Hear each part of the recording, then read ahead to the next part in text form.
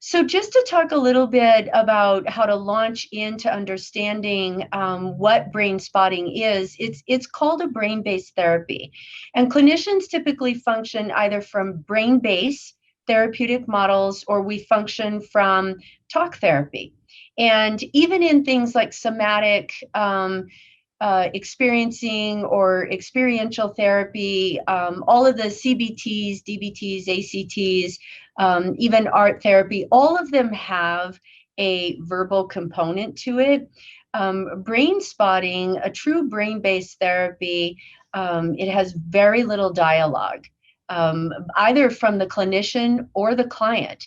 And we'll talk a little bit more about that down the road, but that's one of the distinct differences. And we toggle between both. We toggle between brain-based and talk therapy when we're using brain spotting. It's really designed to be kind of an eclectic or integrative tool, not to replace anything else you're using as a clinician, but to integrate and connect. And it was discovered in 2003 by Dr. David Grand. He is a psychologist that works out of the New York area, and he was working with, do you have a question? Yeah, are you going to pull up slides or did you want me to pull them up? I don't know if you're going to jump on. Oh, I'm so sorry. You're okay. I have them. Okay. Okay, sorry. Yeah. Let me make sure. I'm sorry, Jen. I thought I said that I had them up, so I apologize. Thank you. We can't see them though. Are you? Oh no. I'm so sorry. Yeah, then would you do it? Because if I do it, I see what you're saying, then I can't see the people. Yeah. Oh, thank you. I got confused about that. Okay, good. There you go. Thank you. That's perfect. Everybody see that now? Oh, right. Much better. Okay. All right. So if you go to the next slide. There we go. So, thanks, Jen. You're welcome. So Dr. David Grand discovered this, and he had been an EMDR therapist for 20 years and had been doing an EMDR session with a professional athlete, an ice skater, and she was really stuck on this one particular move. I think it was called a triple loop, that every time she went to do it, she would just freeze and crash. And he had been working with her using EMDR and doing a lot of trauma therapy. And he was using the eye movement for EMDR and discovered that when he got to a particular place, her eyes began to just rapidly go back and forth. So he locked there. And that's really where brain spotting began, was because he became very curious about holding that particular position. And then he said, gee, I think I'm onto something. He did it again then with her intentionally, and then asked some of his colleagues also to test the theory, like, I think I'm onto something. And that is when he began to see this neurological response to particular focal points when someone made a connection with their eyes to a particular spot. So that's really fundamentally how it was discovered.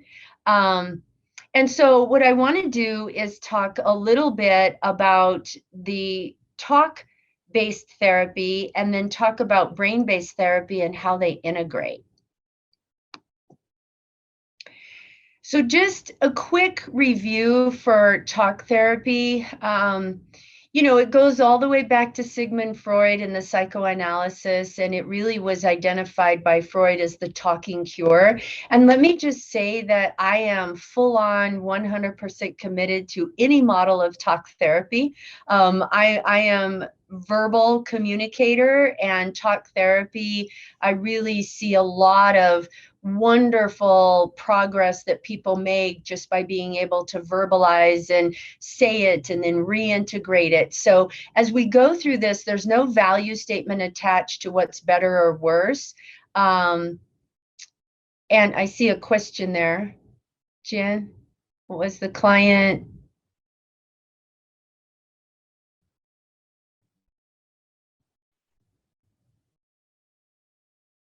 No? I can't see the questions. Oh, let's see. was the client after brain spotting then able to do the triple loop? Yes, actually she was. Yes, she was. So it was successful. And I'll explain why as we go through this. So Allison, if you don't get the why, as we get to the end of the presentation, then let me know and I'll try to explain it further. But yes, and the slides will be available. We'll send them the presentation out to everybody who's here. I'll just leave the chat up, Jen, if you can't see it. Oh, perfect. I got Okay, it. you're on. Yeah. Okay, Sorry thank about the you. technical difficulties. No worries. Thank you. So again, just want to reiterate that there's no value attachment to any particular model. I'm just doing compare and contrast.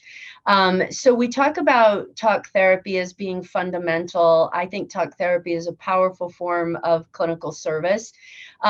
But some highlights for it is that it does rely very much on a high level of relational attunement between the therapist and the client.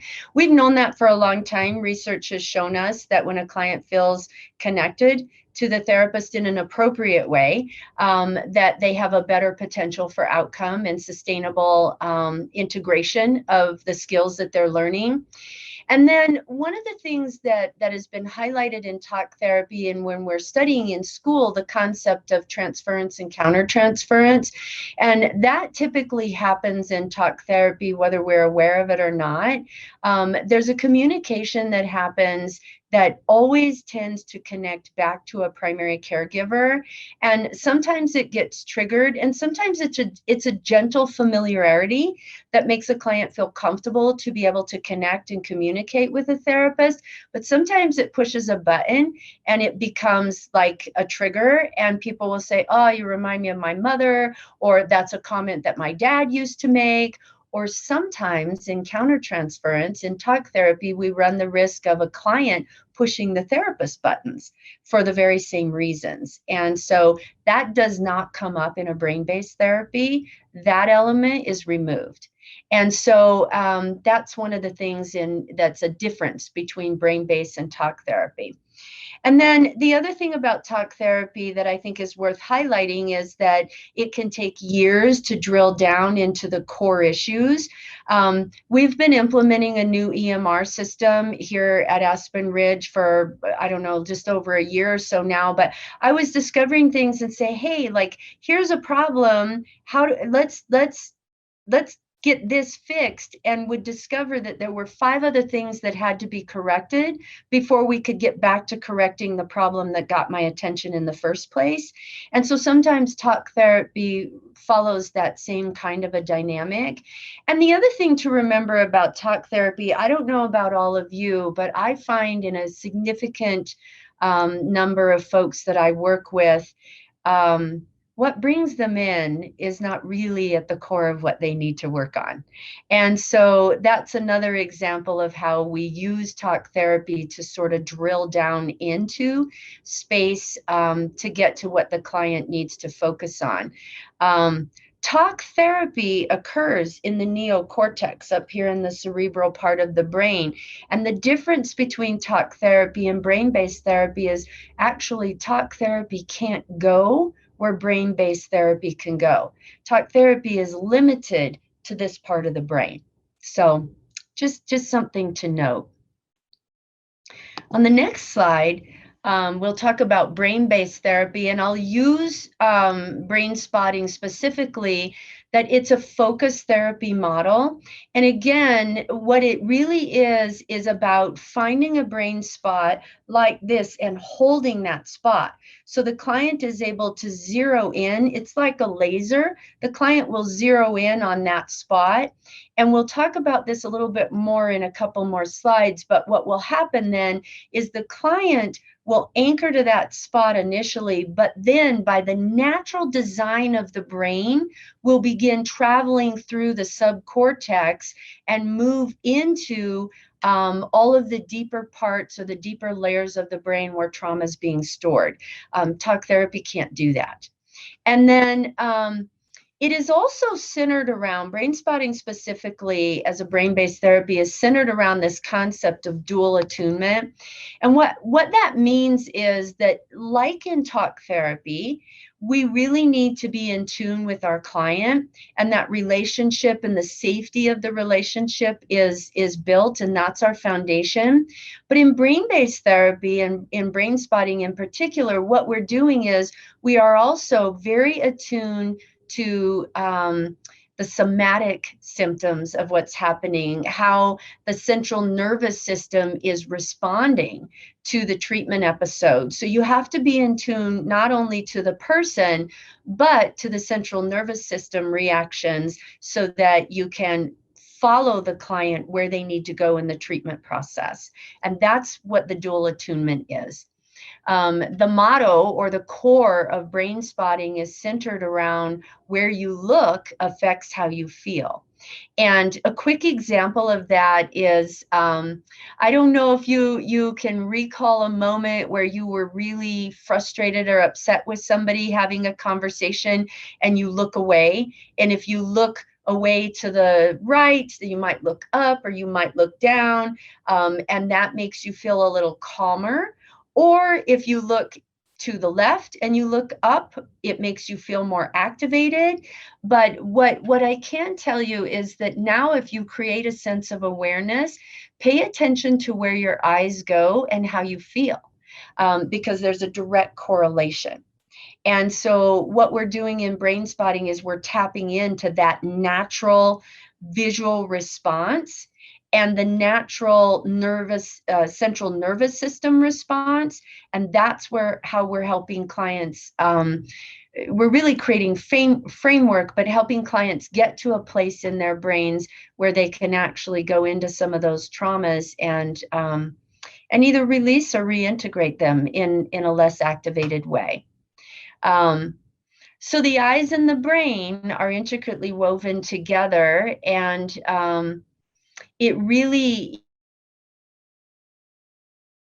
it's the power of the visual scanner that we have that will really help us get into the deep subcortical part of the brain to be able to connect with the trauma. And remember that trauma lives in the deep tissue of the brain, and brain spotting heals through all the different layers of the brain. And so something that's really important to understand about that, we'll cover here in the next slide, I'll launch into it, is that the brain is a processor, okay? And it's organizing every single experience that we have, every sensory experience that we have. The brain is on mission to categorize, store, and make sense of it. And so one of the things that's important to know is that, like, the brain is infinite. It's like a quadrillion connections. And so we can't even fathom all the connections that are firing in the brain. And part of the reason for that is that it really is it's just this huge scanner, and it's scanning everything that's going on outside of us, and it's scanning everything that goes on inside of us at a cellular or even a molecular level. That's what the brain is designed to do. And then once it makes sense of it, it files it and puts it where it needs to be. And what we want to do is harness the power of that. And in brain spotting, that's what we do, is we take that scanner and we turn it in, and it does what it's organically, naturally designed to do, and it starts communicating with the body. And the body and the brain were built to release trauma. It is not innate to us to have a traumatic experience and contain it. It is innate to us to have an experience and release it. But it gets stuck. It gets capsulized in the brain, and the brain and the body can't resolve. And so brain spotting brings us back into connection there. There's really three layers of the brain. There's the reptile brain, and if you look at it like this, so the reptile part of the brain is the brain stem, And that's just pure survival. That's primitive, pure survival instinct. If you go up a little higher, this midbrain is called the limbic brain or the mammal brain. This is where your emotions live. This is where you make a determination to a threat response. This is above survival, but below cognitive reasoning. So that's where the limbic brain is, right here in the center. This up here at the top, this is your neocortex. This is where you are thinking, you are planning. This is where language is developed. This is where you're analyzing. This is where time and space orientation happens, right up here in the neocortex. What brain spotting does is it bypasses the mind and it drops down into the subcortical part of the brain. And that's key. That's fundamentally at the root of what makes brain spotting a really powerful technique. The other piece about it is when it goes past the brain to the subcortical part, you're going into the amygdala.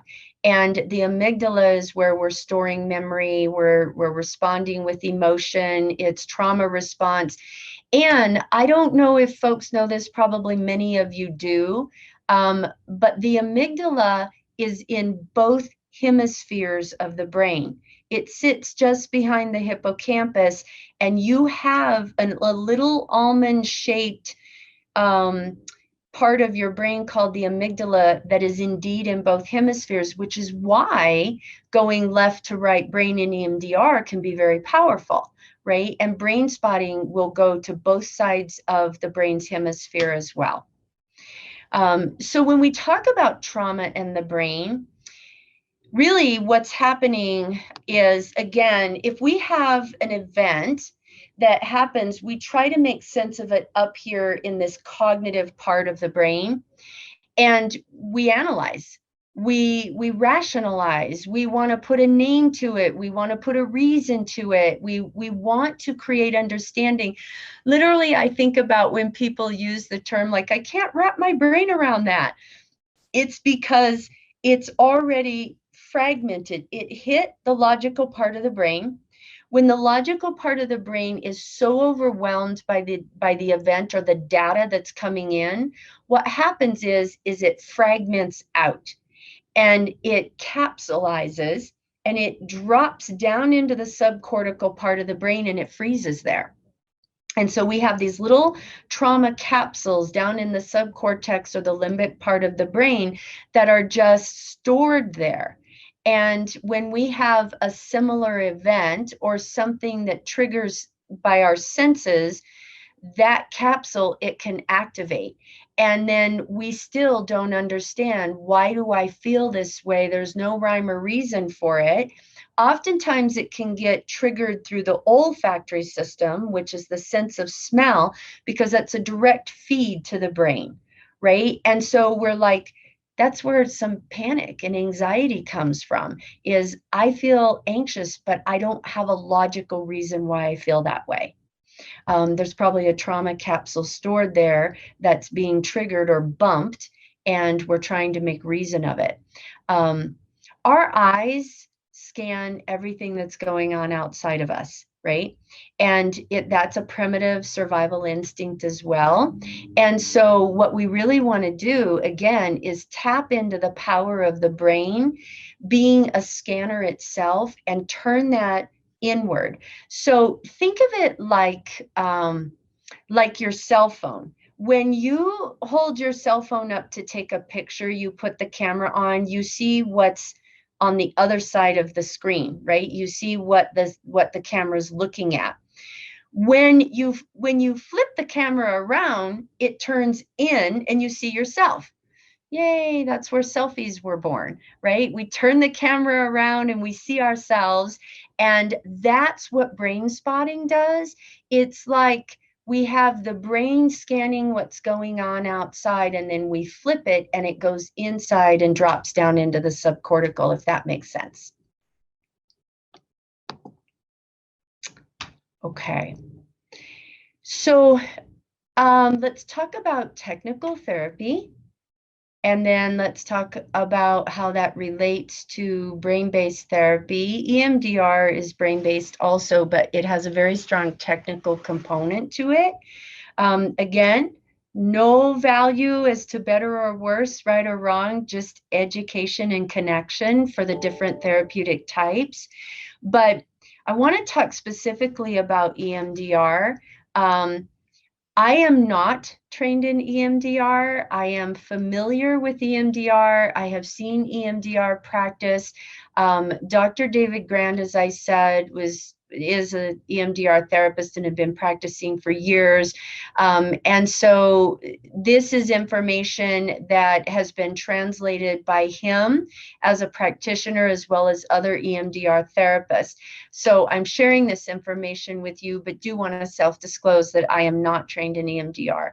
It didn't resonate with me for some reason. But when using technical therapies like EMDR, there's a primary emphasis on process and technique. In Brainspotting, we build framework, but we do not focus as much on technique. The beauty of Brainspotting is that the client is guiding the process, the clinician is following. In the trainings, they call it the client is a comet and we're the tail of the comet. So that's a distinct difference. Another difference for EMDR is that the therapist will guide the client through the specific defined steps to access the trauma. With Brainspotting, we don't guide them to access. Their brain will access the trauma on its own. We again just create the framework, and I'll show you a little bit of how that works toward the end. The emphasis on the technique for EMDR or any other technical form of therapy, the emphasis on the technique can sometimes distract the therapist from being attuned to the client experience.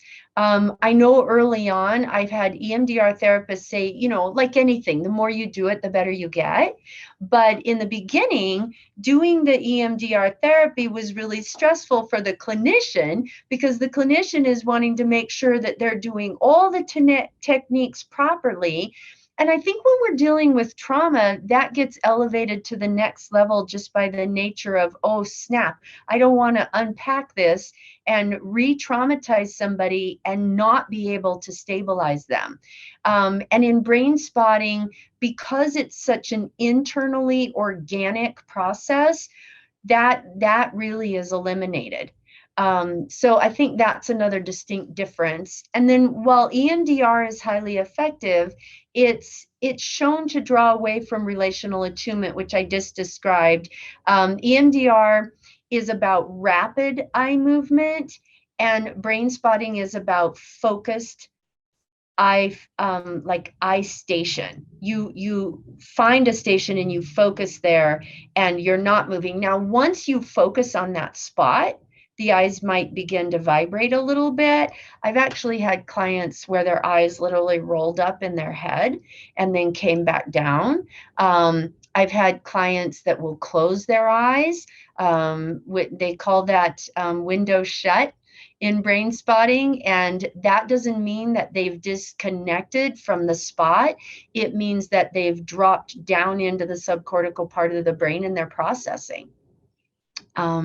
So those are a little bit of the differences between a technical brain base such as EMDR and then what Brainspotting does. Again, EMDR is really centered around protocols and procedures and technique.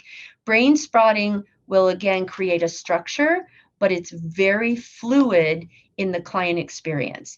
And I actually have had clients go into one particular topic as they launch into a Brainspotting episode. And then in that one episode, they might hit 5 different trauma capsules. And so they will bounce from one to another to another. And in the brain, they are all somehow related, but it doesn't necessarily make logical sense to us. Because we're outside the brain, but their brain will go where it needs to go. And sometimes if there's a really intense trauma, the brain will go toward capsules that are in the peripheral of the big one. So this needs to be resolved, this needs to be resolved, this needs to be resolved, or at least reintegrated with a deeper understanding before they go into like a really complex trauma capsule. And so that's the client's journey, and we follow them through it. In the trainings, so I'm phase 1 and phase 2 trained and halfway through the full certification. But in the trainings, they talk about a project that was done with the Sandy Hook Elementary School. And back in 2012, when that horrible tragedy happened, there was a group of researchers that wanted to know what would be the best clinical strategy to help survivors with PTSD cope with the tragedy of what happened, many of which were parents because so many children were lost. And so they did a study and they used every model of therapy known to us. They did art therapy, they did music therapy, they did experiential, CBT, DBT, ACT, they did EMDR, they did just every form of therapy that you can think of. And as the study unfolded, what they discovered was that the folks who did brain spotting therapy had the highest level of stabilization and trauma reintegration, so they would become less activated when they would talk about the traumatic event. The activation levels had been reduced significantly, and that it had a sustainable impact. And so I thought that was pretty powerful to share with you. Again, they'll go into more detail with it if you decide to do a training, but yeah, brain spotting really did reduce and reintegrate and sustain a lower level of trauma response. Like the trauma will always be there, but people were able to live with that trauma integrated into their lives in a way that allowed them to stabilize and go forward versus constantly being activated by it. Okay, so just a little bit of research reference. To be honest with you, you can go to brainspotting.com, and that is Dr. David Grand's website. And there's videos on there from him and other brain spotting practitioners. He has research that he's done on brain spotting posted there. And so you can go there and get more information. But these were some of the things that I read. The Mediterranean Journal of Clinical Psychology, a study on brain spotting and PTSD in comparison and contrast to EMDR, and then Journal of Psychotraumatology and Psychotherapy Science, Psychological Medicine, took a preliminary look at brain spotting as a new therapy. It launched in 2003, so it's about, I don't know, I'm not good at math, but I want to say maybe 18 years old or so now. But it is, it takes a long time to gather research on clinical studies like this, because you need technique, you need application, and then you need outcome for a duration of time to really be able to track what this particular technique is doing and the impact that it has. And so I think what's really helpful is to recognize that we've been about 18 years into this particular model. So there should be really good data now to be able to substantiate the impact and the power of brain spotting. So that's always good, because the word best practice always comes up. So what I thought I'd do is share a little bit about brain spotting techniques, but I'd like to pause here for just a minute and see, does anybody have any thoughts, any questions, curiosity about what we've covered so far?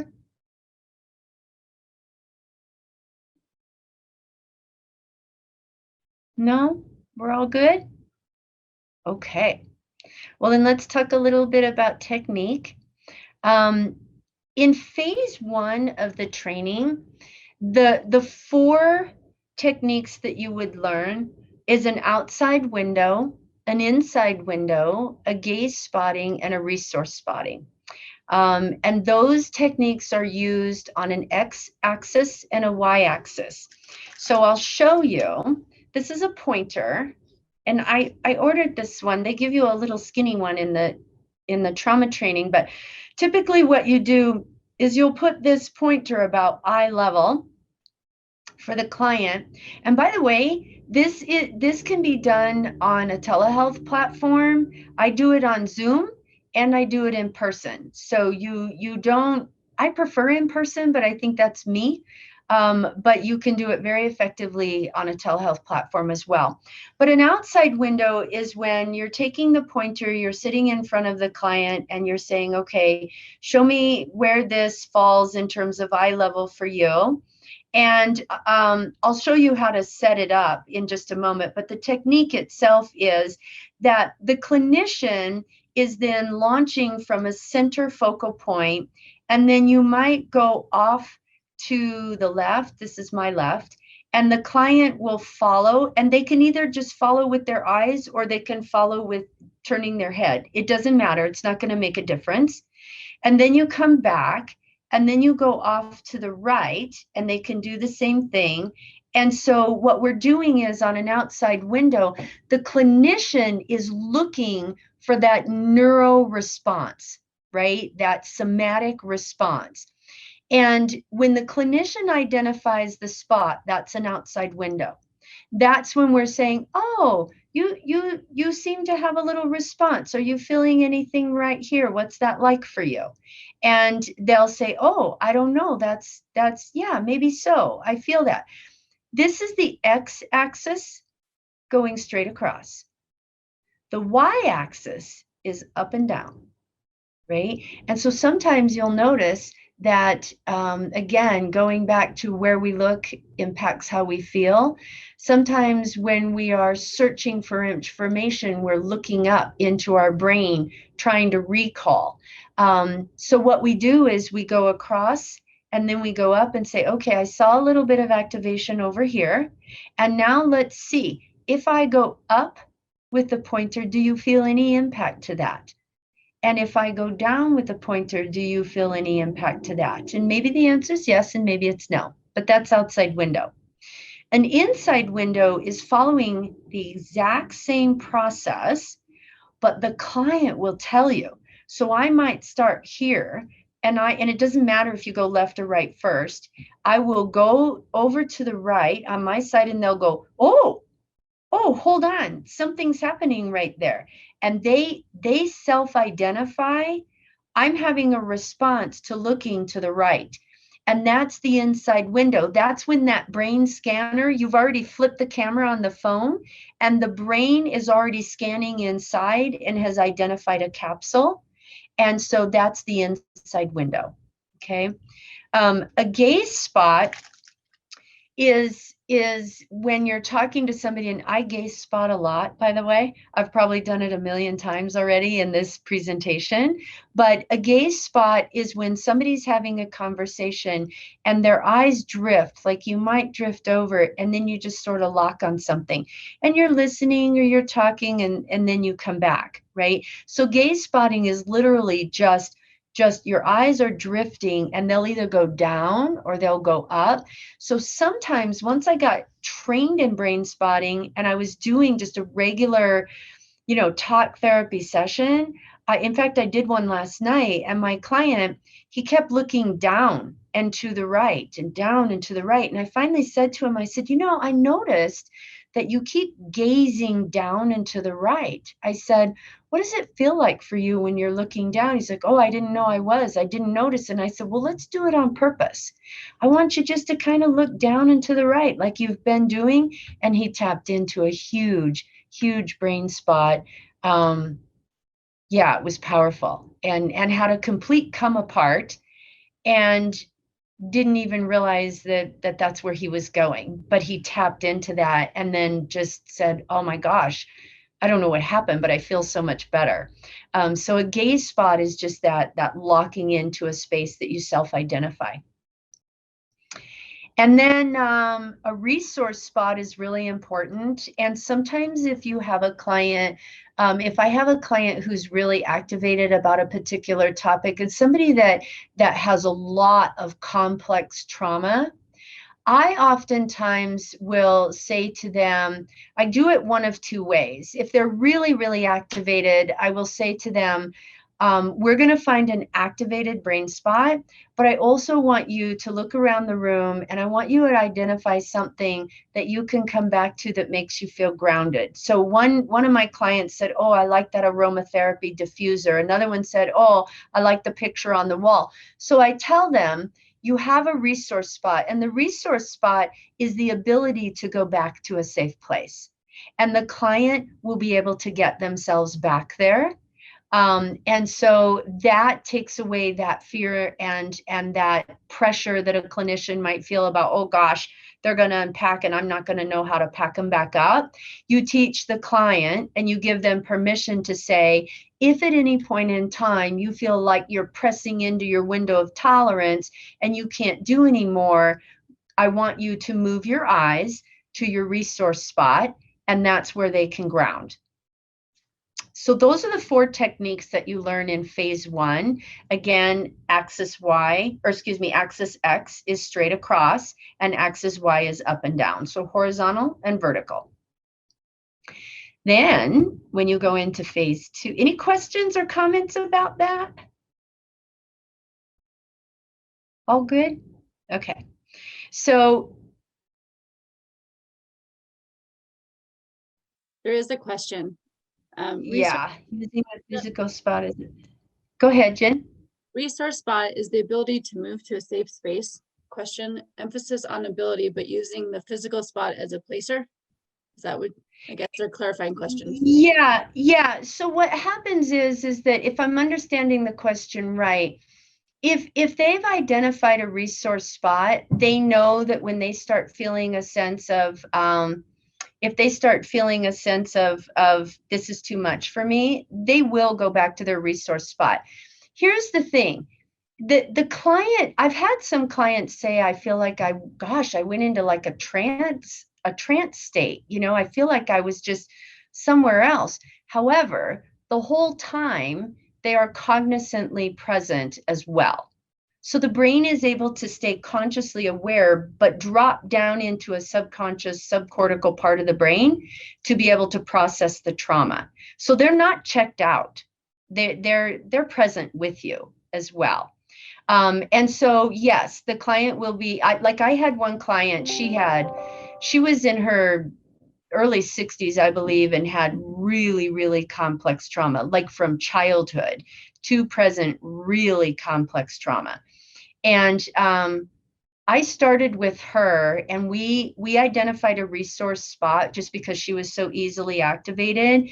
And then we started, and she only did 15 minutes in her brain spotting session. She went 15 minutes, and she was having all of these physical responses. Like typically people's eyes will move, they'll yawn, sometimes they'll twitch, sometimes their mouth gets thick and they'll kind of like swallow real hard.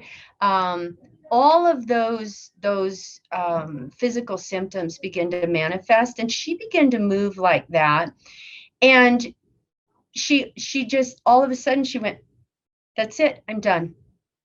That's it, I'm done. And I said, great, that's good. And then we just debriefed afterwards. So again, the interesting thing about this is remembering that the brain is doing what it's designed to do. The body is doing what it's designed to do, and the two of them are connecting together. So I don't know, Verena, if I just answered the question about determining a client response. But really, it's the attunement to those somatic symptoms that you're following. However, I will tell you that I had to do a consult on a case where a client was just stoic. was just completely stoic through the whole thing. And of course, I immediately thought, uh-oh, I'm not doing it right, and I want to make sure that the client's getting what they need. And so I did a consult with my brain spotting coach, and I said, well, I don't think I did it right. Like I know we found an activation spot, and then the client just sat like 45, 50 minutes, sat, didn't say a word, didn't move, but every once in a while she would go, and that was it. Just every once in a while. And I think maybe she did it twice during the whole session. And I really felt like, uh-oh, I let this client down. I didn't do it correctly. She didn't get what she deserved out of the service. My coach said to me, Dianna, that's the hardest part about brain spotting, is that it really is about trusting that the brain process is happening, whether you can see it or not, and staying attuned to the client sitting in the space. And she said, I want you to check back in with that client, because after you do a brain spotting session, clients will continue to process, sometimes for hours and sometimes for days. And so when I had my next appointment with the client, I said, I want to check in with you and see what your reflection is from our brain spotting session. And, have you noticed any shift, or what do you think about that? She went on to tell me, I don't know what happened. I can't explain it. Something shifted in me. I don't know when it shifted, but I can tell you that I absolutely do not respond to the situation that we had identified the way that I did before it started. I don't know what happened. What did you do? I said, well, I didn't do anything. You did it. Your brain did it. Your body did it, because it's your natural design. I couldn't see it, but that didn't mean it wasn't working. And we're just to sit and hold the space. We hold the framework. That's all we do. Does that help, Verena? Yeah? Okay. Okay. So real quick, I'm going to show you another one that's pretty cool. It's a resource. I thought I'd share this with you. Now, don't go run into your garage or your tool shed and get your safety glasses out and try to do this at home, okay? But this is the one eye model or technique. You would learn this in phase 2. And basically, you have 2 sets of safety goggles. And what you do is you go to topic with the client, and I'll show you how to do that in here 1 second before we wrap up. But this is the one eye where you either have the left eye covered, or, of course, you have the right eye covered. So it looks like that. And you're doing the technique with one of the eyes covered. So what you have to do as a clinician is you determine where the client's window of tolerance is. Are they going to process better with the resource eye? So if the left eye is covered and the right eye, they feel less activated, then if it's a really intense topic and they're really activated, then you want to do the brain spotting with starting with the resource eye, so that does help maintain a safety around the window of tolerance, that the client is feeling comfortable about going into a brain spotting session.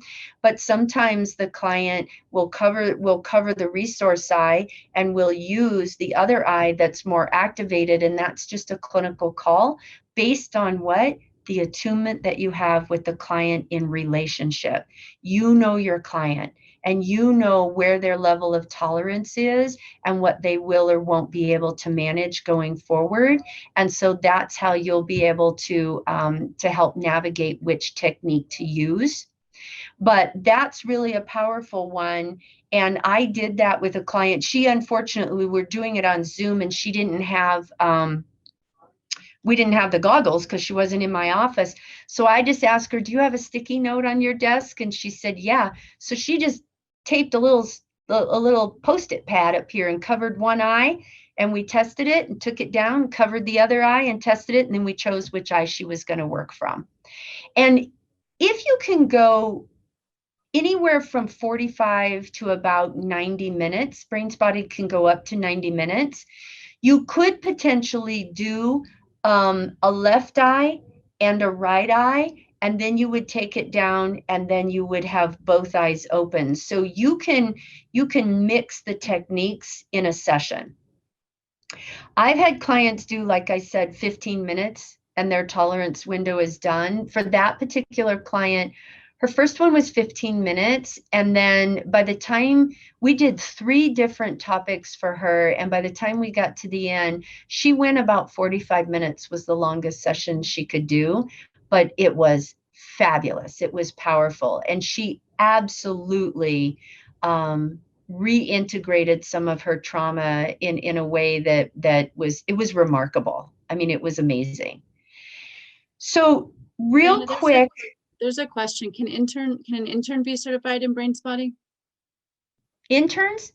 Yes. Yes. Actually, you can. You don't have to be a licensed clinician. I'm going to be honest and not to offend, but I just want to be genuine and honest.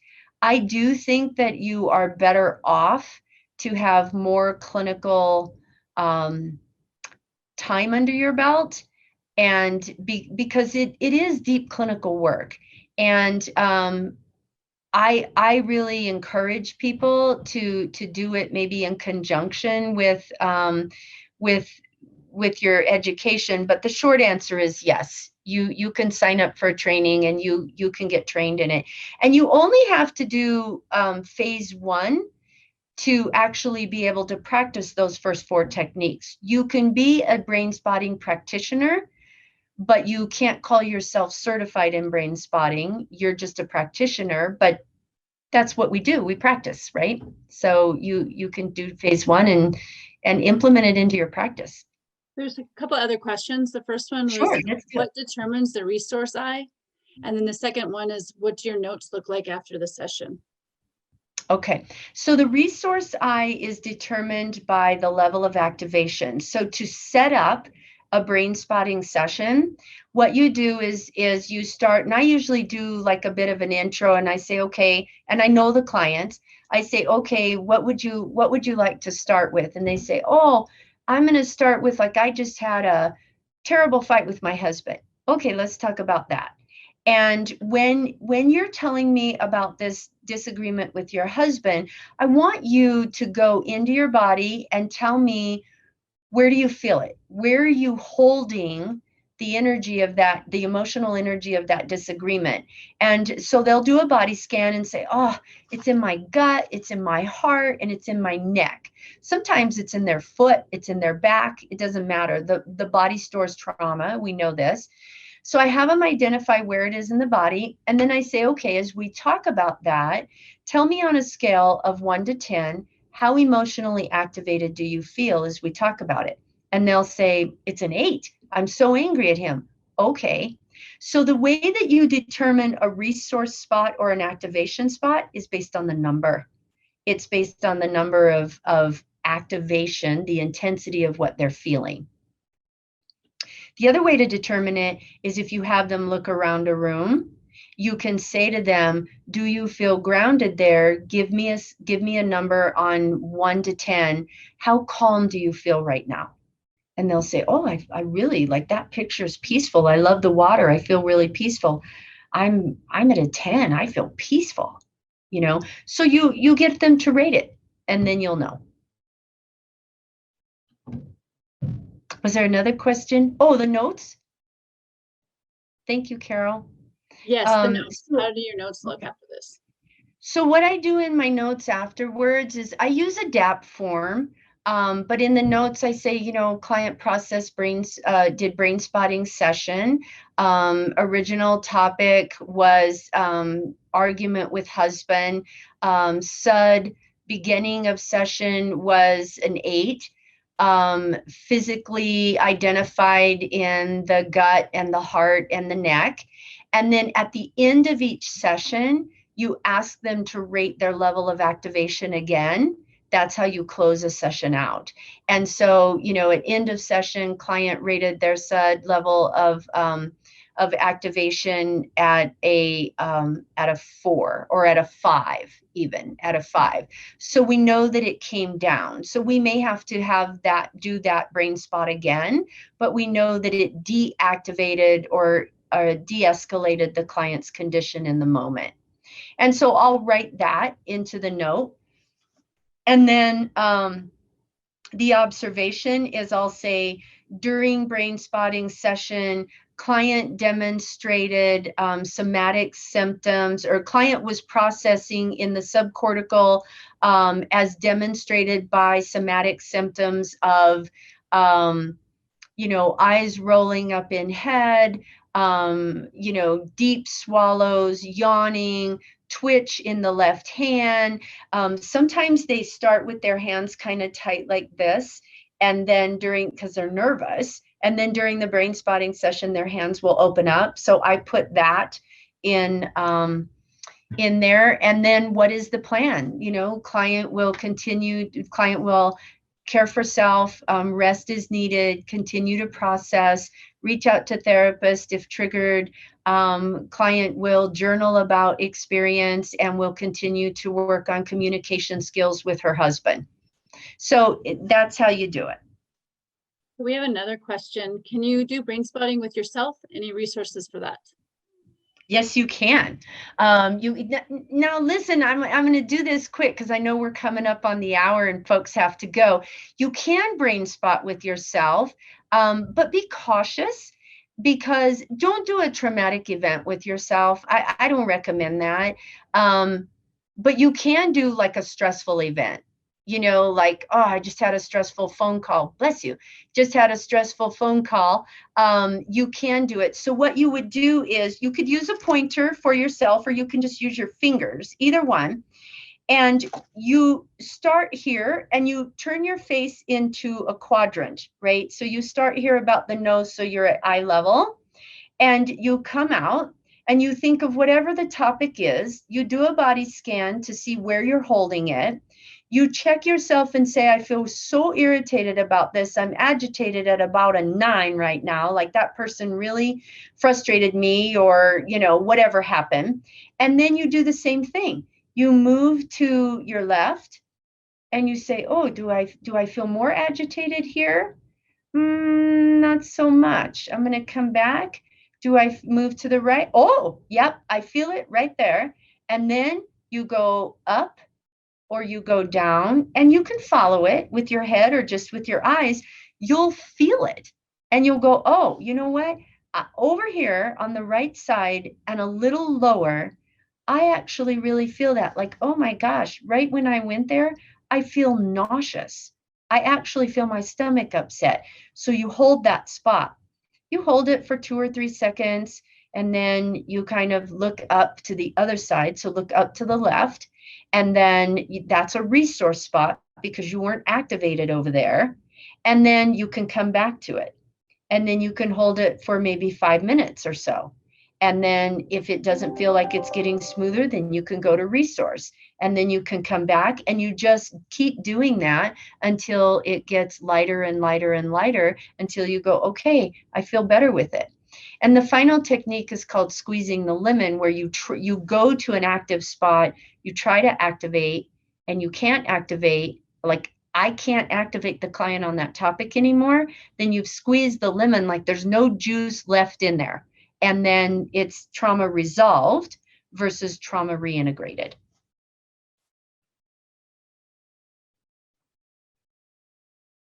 How we doing? We're right about the top of the hour. There's one more question. How do you work with clients who have difficulty with recognizing their somatic sensations? Well, I mean, you just tell them, just feel your body, just kind of scan head to toe. Just tell me where you feel tension. I haven't had a client not be able to say, I don't know, my shoulders are tight. Okay, let's go with that. I haven't experienced that, to be honest. I'm sure eventually I will. But really, I just say, like, pay attention to your body. Do you feel stiff? Do you have trouble processing food? tell me what's going on in your body, and usually you can connect to a somatic symptom through that. Are there any contraindications such as seizures or eye problems, etc.? No, not that I'm aware of. And Dr. Grant hasn't reported any of that at all. In fact, there was a question posed about like who's a good brain spotting candidate and who isn't. And his response is everyone is a good brain spotting candidate. And the reason why is because we are just creating framework for the brain and the body to do what it naturally does. It's designed to connect and release the trauma. So he stands by the fact that there have been no side effects to it. Okay, we have another question. EMDR has a significant risk for dissociative clients. How does brain spotting react with DID or DDNOS clients? Yeah, so with DID clients, brain spotting is a powerful tool. It's a wonderful tool. There's a whole section in the training on it, but it is really, really useful with a DID client because, again, you're going down into the subcortical, and it actually is a highly recommended treatment technique for working with DID clients. There's a brain spotting practitioner. She's a trainer, actually. Her name is Dr. Melanie Young, and she works out of Boulder, and almost her entire caseload has shifted to DID clients, and all she does is brain spotting. So it's a really great technique.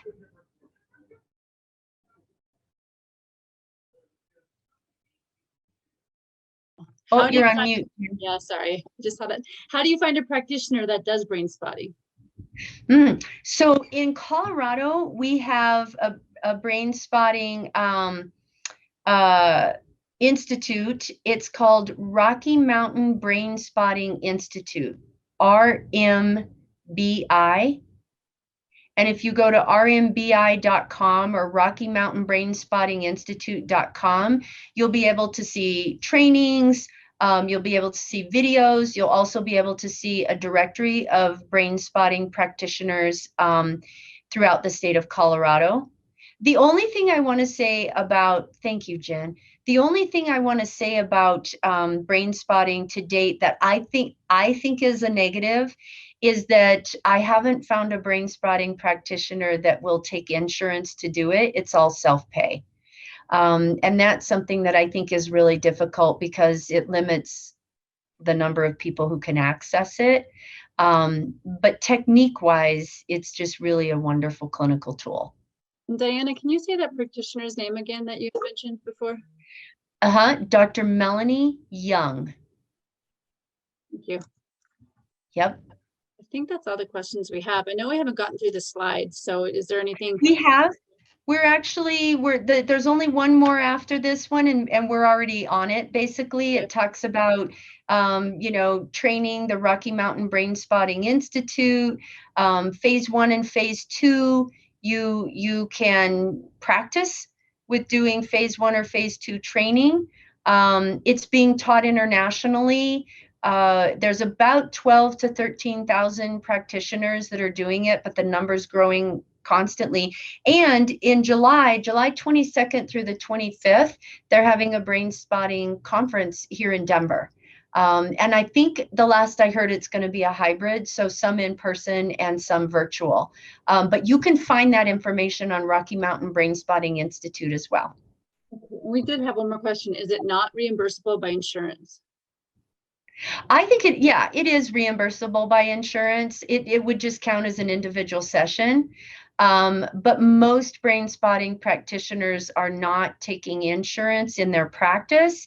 And so they're just doing it all self-pay. I bill insurance. I even do it for EAP clients. And I'll bill EAP for it. But that's the one thing that I've noticed is that there's a lot of private practice. At AspenRidge, I do want to say that coming here, I implemented the brain spotting technique as a primary form of trauma therapy. And I don't know any other program that's doing it as a program whole. So we've got 6 clinicians here now trained in brain spotting. There's a lot of individual providers doing it, but at AspenRidge, I just believe in it so much that I implemented it, and it's a program technique with clinicians and client care here, because it's just so powerful.